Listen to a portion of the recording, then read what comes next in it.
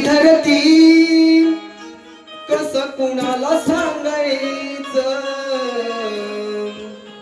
सत्तेसाठी तुटती नाती, आता कशाला भांडायचं.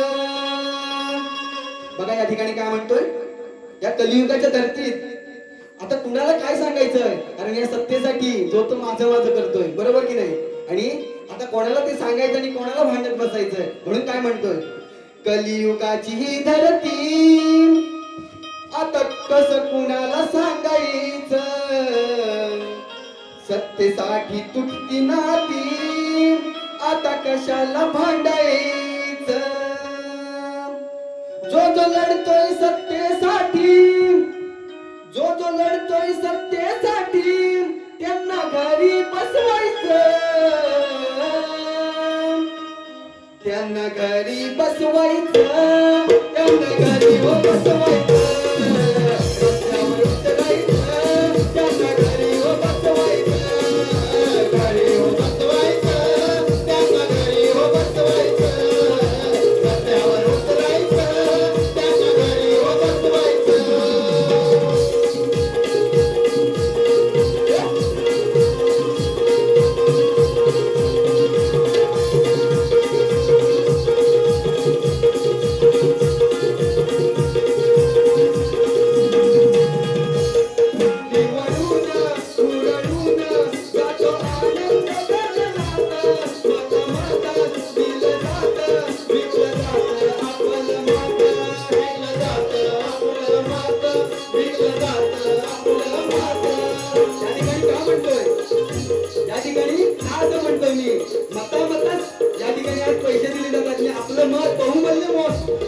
बहुमूल्य मत आहे ते विकलं जातोय आणि आपण त्यांच्याकडून विकासाची अपेक्षा करतोय, बरोबर ना.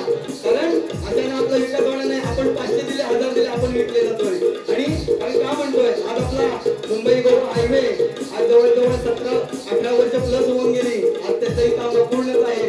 4,000हून अधिक माणसं त्या ठिकाणी निष्पाप प्राण गेलेले आहेत.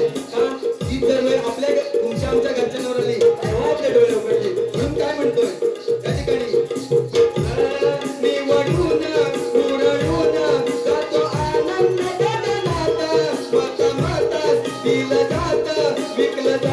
आपलं मत विकलं जात, आपलं मत विकलं जात, आपलं